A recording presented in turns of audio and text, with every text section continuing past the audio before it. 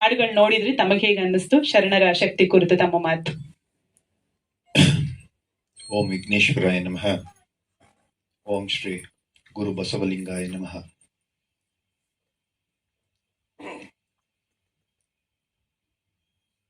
ಶರಣರ ಶಕ್ತಿ ನಾಡಿಗೆ, ದೇಶಕ್ಕೆ, ವಿಶ್ವಕ್ಕೆ 12ನೇ ಶತಮಾನದಲ್ಲಿ ಹುಟ್ಟಿದ ಬಸವಾದಿ ಶರಣರು. ಇವರ ಒಂದು ಆಂದೋಲನ, ಒಂದು ಹೋರಾಟ ಇಡೀ ವಿಶ್ವವನ್ನ ವ್ಯಾಪಿಸ್ತು.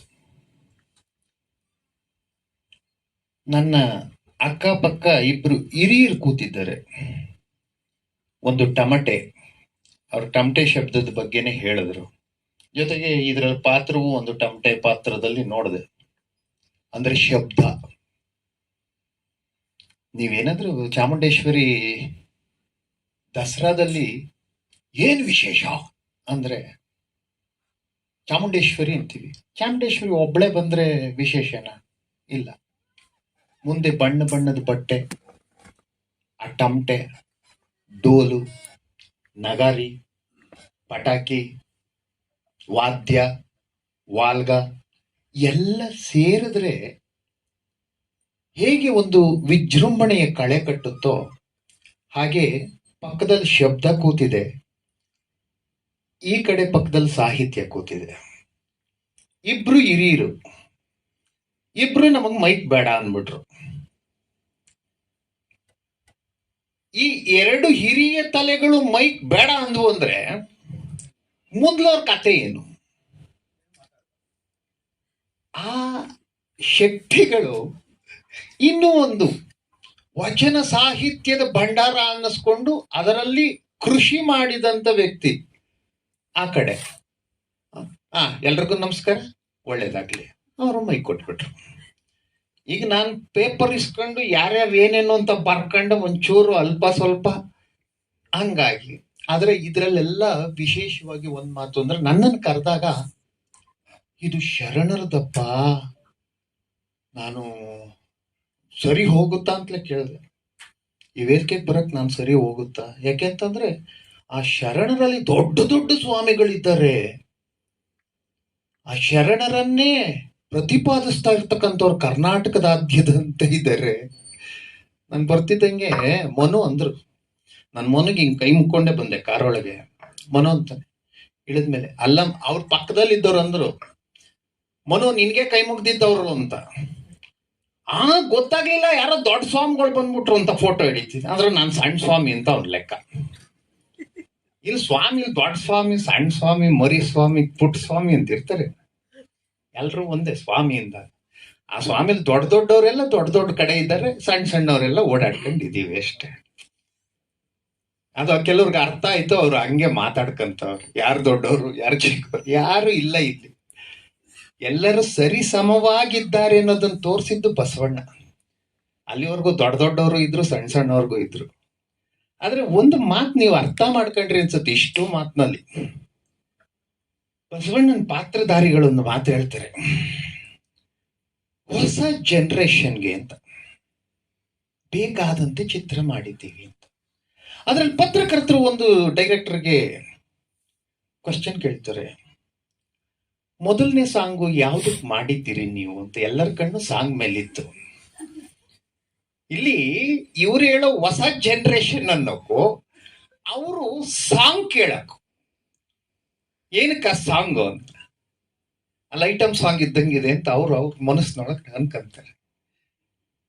ಇದು ಏನೇ ಪ್ರಶ್ನೆ ಇರ್ಲಿ, ಇಲ್ಲಿ ನಾನು ಹೇಳೋ ಮಾತು ಅಪ್ಡೇಟ್ ಅಂತ. ಸನಾತನ ಧರ್ಮ ಯಾವಾಗ್ಲೂ ಅಪ್ಡೇಟ್ ಮಾಡ್ಕೊಂಡ್ ಬಂದಿದೆ. ಅದರಿಂದ ಸನಾತನ ಧರ್ಮ ಜೀವಂತವಾಗಿ ಉಳಿದಿದೆ. ಕಾಲ ಕಾಲಕ್ಕೆ ಏನ್ ಬೇಕೋ ಅದನ್ನ ಮಾರ್ಪಾಟ್ ಮಾಡ್ತಾ ಬರ್ತಾ ಇದೆ. ನೀವ್ ಯಾವುದೇ ಯುಗ ತಗೊಳ್ರಿ, ಎಲ್ಲಿಂದ ಎಲ್ಲಿಗೆ ತಗೊಳ್ರಿ, ನಮ್ಮಲ್ಲಿದ್ದಂತ ಪುರಾತನವಾಗಿದ್ದಂತ ವೇದಗಳು, ಉಪನಿಷತ್ತುಗಳು ಅವೆಲ್ಲ ಅಪ್ಡೇಟ್ ಆದವು. ಶಂಕರಾಚಾರ್ಯರು ಬಂದ್ರು, ಅಪ್ಡೇಟ್ ಮಾಡಿದ್ರು. ರಾಮಾನುಜಾಚಾರ್ಯರು ಬಂದ್ರು, ಅಪ್ಡೇಟ್ ಮಾಡಿದ್ರು. ಮಧ್ವರು ಬಂದ್ರು, ಅವ್ರು ಅಪ್ಡೇಟ್ ಮಾಡಿದ್ರು. ಬಸವಣ್ಣವ್ರು ಬಂದ್ರು, ಭಕ್ತಿ ಪಂಥ ಅನ್ನೋದನ್ನ ಹುಟ್ಟಾಕಿದ್ರು. ದಾಸ ಸಾಹಿತ್ಯ ಹುಟ್ಕೊಳ್ತು. ಈ ಸಾಹಿತ್ಯಗಳೆಲ್ಲ ಹುಟ್ಟಿ ಹುಟ್ಟಿ ಹುಟ್ಟಿ ಹುಟ್ಟಿ ಕಾಲ ಕಾಲ ಕಾಲ ಕಾಲಕ್ಕೆ ತನ್ನದೇ ಆಗಿರ್ತಕ್ಕಂಥ ಅಪ್ಡೇಟ್ಗಳನ್ನ ಮಾಡ್ತಾ ಬಂತು. ಹಾಗೆ ಇವತ್ತಿನ ಚಿತ್ರ ಮುಂದಿನ ಜನರೇಷನ್ಗೆ ಬಸವಣ್ಣವ್ರನ್ನ ಅಪ್ಡೇಟ್ ಮಾಡಿದೆ. ಈ ಅಪ್ಡೇಟ್ ಆಗ್ತಾ ಹೋಗೋದು ಹೊಸ ಹೊಸ ಹೊಸತನಗಳಲ್ಲಿ ಹೊಸಬರಿಗೆ ಪರಿಚಿತ ಮಾಡಿಕೊಡ್ತಾ ಹೋಗುವಂತ ಪಾತ್ರಗಳು ಹೊಸದಾಗಿ ಕಾಣಬಹುದು. ಅದು ಹಳೆಯ ಸಾಹಿತ್ಯವೇ, ಹಳೆಯ ಆ ಒಂದು ಪಳವಳಿಕೆಯೇ, ಅದು ಹೊಸದಾಗಿರ್ತಕ್ಕಂಥದ್ದನ್ನ ಮಾಡ್ತಾ ಹೋಗ್ತಿದೆ ಅಂತ ಈಗ ಹೊಸ ಜನರೇಷನ್ ಅನ್ನುವಂತ ಒಂದು ಪದವನ್ನ ಹುಟ್ಟಾಕಿದ್ರು ಹೊಸ ಬಸವಣ್ಣವರು. ಹೀಗೆ ನಮ್ಮ ಸಾಹಿತ್ಯಗಳು, ನಮ್ಮಲ್ಲಿರ್ತಕ್ಕಂಥ ಗ್ರಂಥಗಳು, ನಮ್ಮಲ್ಲಿರ್ತಕ್ಕಂಥ ಅಮೂಲ್ಯವಾಗಿರ್ತಕ್ಕಂಥ ವಸ್ತುಗಳು ಹೊಸ ರೂಪವನ್ನ ಪಡೆದು ಪಡೆದು ಪಡೆದು ಬರ್ತಾ ಇದೆ. ಅದರಿಂದ ಇನ್ನೂ ಇದೆ, ಮುಂದಕ್ಕೂ ಇರುತ್ತೆ. ಎಂದೆಂದಿಗೂ ಸನಾತನ ಧರ್ಮ ಯಾಕಿರುತ್ತೆ ಅಂತ ಅಂದ್ರೆ ಅಪ್ಡೇಟ್ ಆಗ್ತಾ ಇರುತ್ತೆ. ಇನ್ನು ಕೆಲವು ಪಂಥಗಳೆಲ್ಲ ಅದು ಅಪ್ಡೇಟ್ ಆಗಲ್ಲ, ಅದು ಏನಿದೆಯೋ ಅದೇ. ಹಾಗಾಗಿ ಅದು ಅದು ಅದು ವಿಸ್ತಾರವಾಗ್ಬೋದು, ಆದ್ರೆ ಹೊಸತನವನ್ನ ಪಡೆಯಲ್ಲ. ಅದಕ್ಕೆ ಅವಕಾಶ ಇರುವಂತದ್ದು ಧರ್ಮದಲ್ಲಿ. ಇಂಥ ಒಂದು ಹೊಸತನಗಳು ಹುಟ್ಟಬೇಕು, ಹೊಸ ಹೊಸ ಕಲಾವಿದರು ಬರಬೇಕು. ಅವರೆಲ್ಲ ಹೇಳ್ತಾ ಇದ್ರು, ನಾನು ಇಂಜಿನಿಯರು ಮೊದಲನೇ ಪಾತ್ರ, ನಾನು ಈಗ ಬಂದೆ, ನಾನು ಅದರಲ್ಲಿ ಮಾತಾಡ್ತಾ ಮಾತಾಡ್ತಾ ಮಾತಾಡ್ತಾ ಮಾತಾಡ್ತಾ ಬಸವಣ್ಣವ್ರ ಅಕ್ಕನ ಪಾತ್ರ ಮಾಡಿದೆ. ಈ ಹೊಸಬ್ರು ಅಲ್ಲೊಂದು ವಿಶೇಷ ಅಂತಂದ್ರೆ 9ನೇ ಕ್ಲಾಸ್ ಹುಡುಗ, ಅದರಲ್ಲೂ ಚನ್ನ ಬಸವಣ್ಣನ ಪಾತ್ರ. ಒಬ್ಬ ಈ ಬಸವಣ್ಣನ ಪಾತ್ರಕ್ಕಿಂತ ವೀರಾವೇಶದ ಪಾತ್ರ ಅಂತಂದ್ರೆ ಚನ್ನಬಸವಣ್ಣನ ಪಾತ್ರ. ನಾಡಿನಲ್ಲಿ ಬಸವ ತತ್ವವನ್ನು ಉಳಿಸ್ತವನ್ ಚನ್ನಬಸವಣ್ಣ. ಅಂತ ಪಾತ್ರವನ್ನು ಒಬ್ಬ 9ನೇ ಕ್ಲಾಸ್ ಹುಡುಗ ಮಾಡ್ತಾನೆ ಅಂತಂದ್ರೆ ಡೈರೆಕ್ಟರ್ಗೆ ಎಷ್ಟು ಚಾಲೆಂಜ್ ಆಗಿತ್ತು ಈ ಕಾರ್ಯಕ್ರಮ, ಈ ಒಂದು ಸಿನಿಮಾ. ಆ ಹುಡುಗಿ ಆಂಕರಿಂಗ್ ಮಾಡ್ತಾ ಹೇಳ್ತಾ ಹೋಗ್ತಾಳೆ, 150 ಜನ ಕಲಾವಿದರು, ನಾನು ಒಬ್ಬನ್ನ ಇಟ್ಕೊಂಡೆ ಹೇಗಕ್ಕಾಗಲ್ಲ ಡೈರೆಕ್ಟರ್, 150 ಜನ ಇಟ್ಕೊಂಡೆ ಹೆಂಗಯ್ಯ ಮಾಡಿ.